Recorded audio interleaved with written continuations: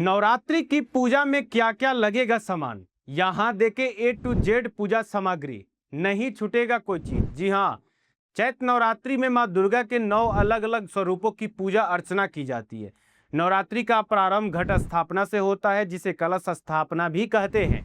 घट स्थापना नवरात्रि का एक पर्व का मुख्य अनुष्ठान भी है, जिसके बिना पर्व अधूरा माना जाता है। वही घट स्थापना के साथ साथ माता रानी की प्रतिमा भी स्थापित की जाती है। तो कई लोग क्या करते हैं, नवरात्रि में 9 दिन अखंड ज्योत भी जलाते हैं। इन सभी अनुष्ठानों के लिए विभिन्न सामग्रियों की जरूरत पड़ती है और लोग भूल भी जाते हैं, कोई ना कोई गलती कर बैठते हैं, जिससे उन्हें नवरात्रि का जो फल है वो पूरा प्राप्त नहीं हो पाता है। तो आज इस वीडियो में हम आपको नवरात्रि के जो भी पूजा सामग्री लिस्ट है, हवन का हो या फिर आरती का हो या फिर माता की चौकी का हो या फिर कलश स्थापना का हो, उन सभी के सामग्रियों के लिस्ट के बारे में बताने वाले हैं। सबसे पहले तो आप जान लीजिए कि पूजा सामग्री लिस्ट क्या क्या है। चौकी ले लीजिएगा, आसन, लाल वस्त्र, माँ दुर्गा की तस्वीर या फिर मूर्ति, पूजा की थाली, फूल, गणेश जी की मूर्ति, पान का पत्ता, सुपारी, कलावा या फिर मौली, फिर उसके बाद धूप, अगरबत्ती, दीपक ले सकते हैं, फूल माला ले सकते हैं। माता को चढ़ाने के लिए लाल चुनरी ले लीजिए। फिर उसके बाद दुर्गा सप्तशती का पाठ वाला किताब ले लीजिएगा, नारियल ले लीजिएगा, पुष्प श्रृंगार का सामान ले लीजिएगा। प्रसाद के लिए जो ऋतु फल होंगे, जो जो फल मौजूद होंगे, उसके भी ले लीजिएगा। अब बात करेंगे कलश स्थापना के लिए क्या क्या सामग्री चाहिए, इसके लिए भी ये नोट कर लीजिएगा। मिट्टी या फिर तांबे का कलश ले लीजिएगा, शुद्ध जल होगा, फिर उसके बाद हल्दी की गांठ, सिक्का ले लीजिएगा 1 रुपए का। उसके बाद एक साथ जुड़े हुए 8 आम के पत्ते ले लीजिएगा, जिसे अष्टदल भी कहा जाता है।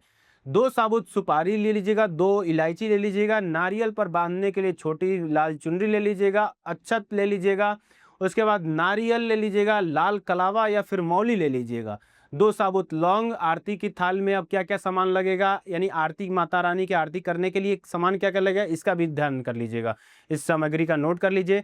अब एक साफ थाली ले लीजिए, कुमकुम जिसमें हो, छोटा जल पात्र हो, कपूर हो, चंदन हो, फूल, फिर उसके बाद बाती, घी से भरा हुआ दीपक, घंटी, हल्दी, अक्षत यानी कि जो साबुत चावल हो, फिर जौ बोने के लिए जो सामग्री, अब कोई लोग क्या करते हैं नवरात्रि में जौ बोते हैं, तो उसके लिए सामग्री क्या क्या लगेगा। मिट्टी का बड़ा कटोरा ले लीजिएगा, कलावा ले लीजिएगा, जौ या फिर गेहूं के दाने ले लीजिएगा, साफ जल, साफ मिट्टी, माता रानी के श्रृंगार सामग्री। माता रानी के श्रृंगार क्या क्या चाहिए उसके लिए भी ध्यान रखिएगा। लाल चुनरी, सिंदूर, महावर जिसे आलता भी कहा जाता है, बिंदी, चूड़ी, इत्र, नेल पॉलिश, मेहंदी, काजल, गजरा, नथ, बिछिया, कंघी, मंगलसूत्र, पायल, कान की बाली, रिबन या फिर रबर बैंड ले लीजिएगा, लिपस्टिक ले लीजिएगा।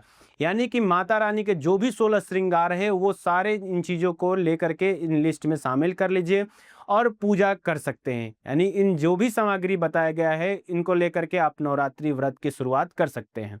यदि आपको ये वीडियो अच्छी लगी हो तो कमेंट कीजिएगा और कमेंट में जय माता दी लिखना बिल्कुल भी ना भूलें।